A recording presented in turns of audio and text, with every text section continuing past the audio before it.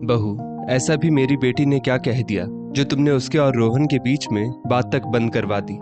क्या एक बहन एक बेटी का इतना भी हक नहीं कि वो अपनी माँ के लिए कुछ बोल सके? मैं जानती हूँ कि तुम अब मेरे बेटे की पत्नी, उसकी हमसफर हो, पर वो मेरा भी कुछ लगता है। मैं भला उसका बुरा क्यों चाहूंगी? 6 महीने भी नहीं बीते और तुमने एक बेटी को उसके मायके से ही दूर कर दिया। उर्मिला जी आंखों में आंसू लिए अपनी बात कहे जा रही थी।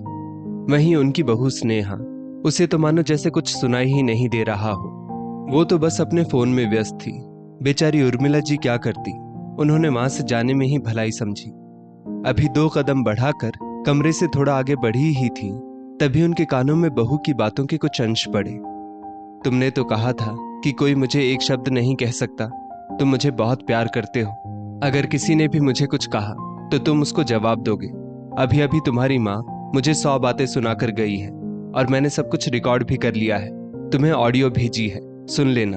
और हाँ, मैं अपनी माँ के घर जा रही हूँ। अब मुझे तभी लेने आना जब अपनी माँ को कहीं छोड़ आओ। स्नेहा ने फोन पर पति रोहन को फरमान सुना दिया। उर्मिला जी को तो मानो अपने कानों पर विश्वास ही नहीं हुआ। आखिर ऐसा भी क्या बोल दिया उन्होंने जो बहू घर छोड़ने को तैयार है? क्या इसी दिन के लिए वो स्नेहा को अपने घर की बहू बनाकर लाई थी? वो अपने पति सुरेश जी की तस्वीर के आगे आकर खड़ी हो गई।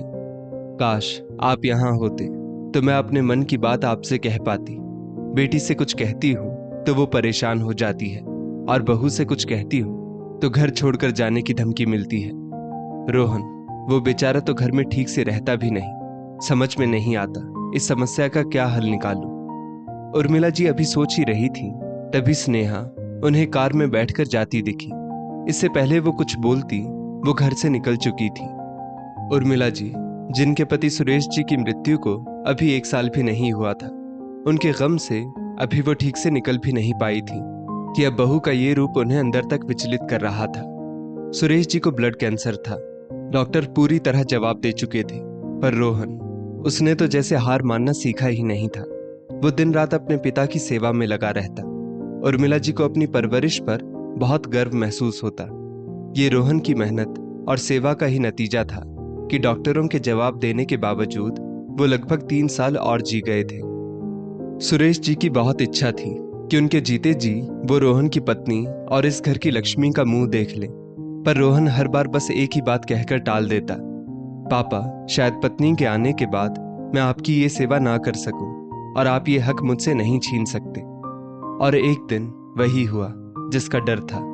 सुरेश जी एक रात ऐसे सोए कि फिर वापस नहीं उठे। जिस समय सुरेश जी का स्वर्गवास हुआ, रोहन की उम्र 30 साल थी। उर्मिला जी ने रोहन के विवाह के लिए ज्यादा समय नहीं लगाया था।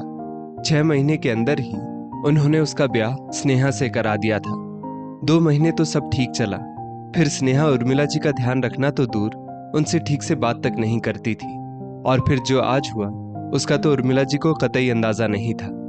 सुरेश जी की जन्म तिथि थी। उर्मिला जी हर बार इस दिन अपने कारखाने में काम करने वाले लोगों को प्रसाद के डिब्बे बंटवाती थी, इसलिए उन्होंने रोहन से इसके लिए बोल दिया था। पर काम में व्यस्त रोहन के दिमाग से ये बात उतर गई थी। बस इसी बात के लिए उर्मिला जी ने उस पर स्नेहा के सामने ही बहुत गुस्सा किया था। रोहन माँ को समझाना चाहता था कि माँ, हम ये सब तो पिताजी की पुण्यतिथि पर भी कर सकते हैं, पर वो तो जैसे सुनने के लिए तैयार ना थी। उल्टा इस सब का जिम्मेदार उन्होंने स्नेहा को बना दिया। तुम वही बेटे हो ना जो सिर्फ इसलिए शादी नहीं करना चाहते थे कि पिता का प्यार और सेवा ना बढ़ जाए, और अब बीवी के आते ही अपने मृत पिता को भूल गए। जरूर इसी ने तुम्हें पट्टी पढ़ाई होगी। स्नेहा को तो जैसे धक्का लग गया था। अभी सिर्फ 1 महीना ही तो उसे आए हुए बीता है। उसे तो इस बारे में जानकारी तक ना थी। फिर माँ ऐसे कैसे उसे जिम्मेदार ठहरा सकती है? कभी ज्यादा खाना बनाने के लिए, तो कभी अत्यधिक खर्चे के लिए, तो कभी देर से उठने के लिए, तो कभी रोहन का ध्यान ना रखने के लिए। उर्मिला जी स्नेहा को टोका टाकी करती ही रहती। वो भूल जाती कि जिसे घर में आए अभी सिर्फ 1-1.5 महीना ही हुआ है, वो कैसे एक बार में सब कुछ समझ सकती है। वो नई नई है, उसे समझने के लिए समय चाहिए। पर उर्मिला जी, उन्हें तो जैसे सब कुछ परफेक्ट चाहिए था। इतना ही नहीं, उर्मिला जी आए दिन रोहन के वापस आते ही उसे पूरे दिन का ब्यौरा देती और उससे लेती। आज ये हुआ, मैंने बहू से खाने में ये बनाने के लिए कहा, उसने ये बनाया। ऑफिस में क्या हुआ, तूने क्या किया? रोहन को वैसे ही आने में देर हो जाती, पर उर्मिला जी 11 बजे तक उसे कमरे में बैठाए रखती। कमरे में आते आते अक्सर ही रोहन चिड़चिड़ा हो जाता था। स्नेहा उससे कुछ कहना भी चाहती, पर उसका व्यवहार देख वो चुप रहने में ही भलाई समझती। धीरे धीरे एक ही घर में रहते हुए भी 3 लोग आपस में कटे कटे से रहने लगे। स्नेहा इस सब का जिम्मेदार उर्मिला जी को मानती, वहीं उर्मिला जी स्नेहा को अपने बेटे से दूर करने का जिम्मेदार मानती, और वो अपना दुखड़ा अपनी बेटी रूपाली से कहने लगती। धीरे धीरे स्नेहा ने उर्मिला जी और अपनी ननद से एक दूरी सी बना ली थी। वो परिवार में लड़ाई का कारण नहीं बनना चाहती थी। एक दिन की बात है, रोहन की नानी उनके वहां आई थी और उस रात वो वहीं रुक गई। उस दिन स्नेहा ने अपना प्रेगनेंसी टेस्ट किया था और वो ये सरप्राइज सबसे पहले रोहन को देना चाहती थी, इसलिए उसने एक रेस्टोरेंट में खाने की टेबल बुक की थी। उर्मिला जी चाहती थी कि वो दोनों घर पर रुक जाएं, पर स्नेहा और रोहन उस दिन डिनर के लिए चले गए। तब नानी के जाने के बाद उर्मिला जी ने स्नेहा से तो कुछ नहीं कहा, पर अपनी बेटी रूपाली से जरूर इसकी शिकायत कर दी, और रूपाली ने अगले ही पल स्नेहा को फोन कर दिया। भाभी, तुम्हारी इज्जत का तो पता नहीं, पर हमारे परिवार की बहुत इज्जत है। तुम्हारे जैसे घर की लड़कियां अक्सर पैसे वाले घर को देख अपना रंग रूप खूब बदल लेती हैं। अरे एक दिन की तो बात थी, रुक नहीं सकती थी। नानी जी पता नहीं क्या सोच रही होंगी, पर आगे से फिर कभी ऐसी गलती मत करना।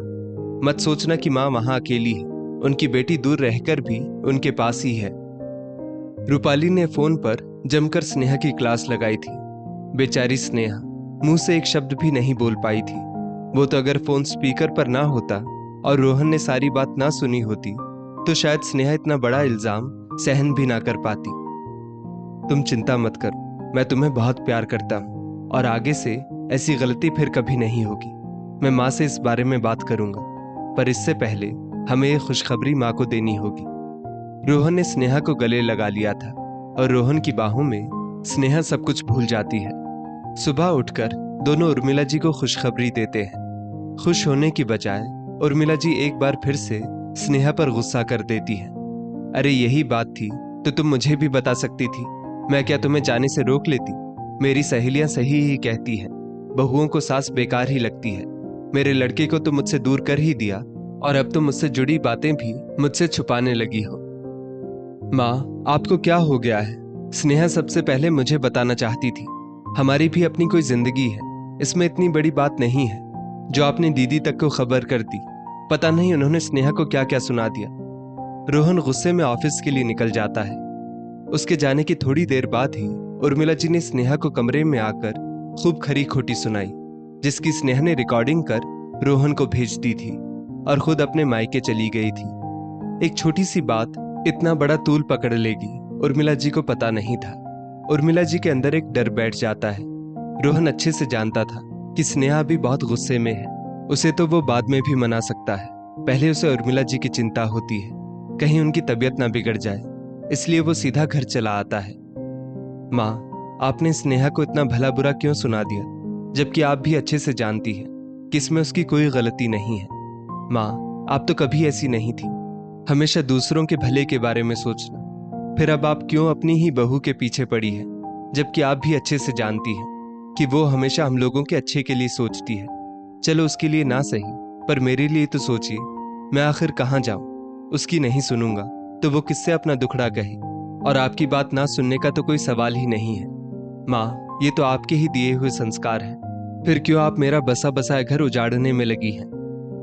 सही कहते हैं लोग, बेटा शादी के बाद पराया ही हो जाता है। तुझे भी मैं ही गलत लग रही हूँ। कहाँ गया वो सब प्रेम जो शादी से पहले दिखाया करता था? उर्मिला जी गुस्से में थी। माँ, शादी से पहले सिर्फ आपकी जिम्मेदारी थी, आप मेरी माँ हो, पर अब मैं एक बेटा होने के साथ साथ पति भी हूँ और मेरी जिम्मेदारी उसके प्रति कहीं और ज्यादा है।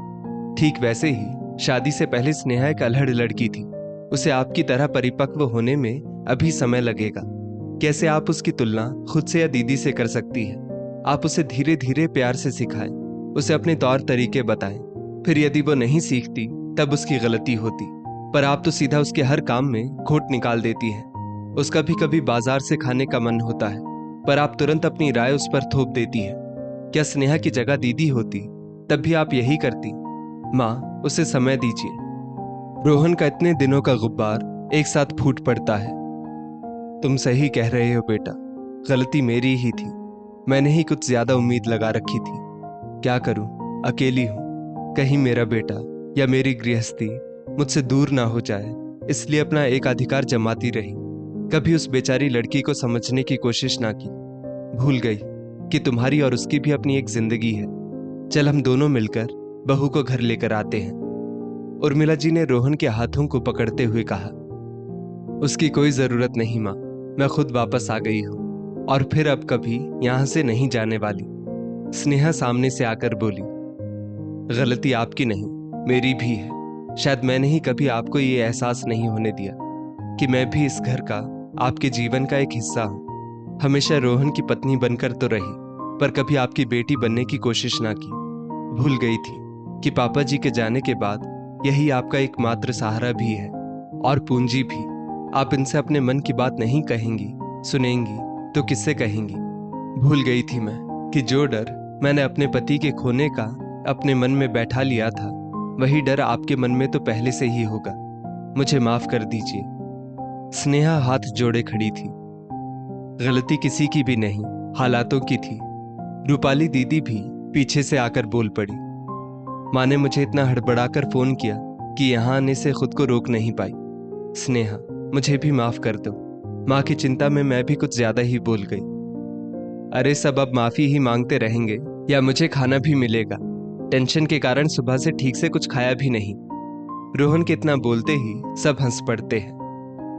दोस्तों, अक्सर ही घरों में ये होता है। बेटे की शादी के बाद माँ को अपने बेटे को खोने का डर होता है।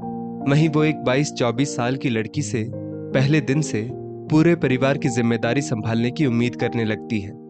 वहीं लड़कियां अपने पूरे परिवार के बारे में ना सोचकर अपने पति और खुद तक ही सीमित रहना पसंद करती हैं, जो कि एक परिवार के बिखरने का बहुत बड़ा कारण बन जाता है। दोनों तरफ से थोड़ी सी समझ रिश्ते सुधारने के लिए बहुत ही जरूरी है।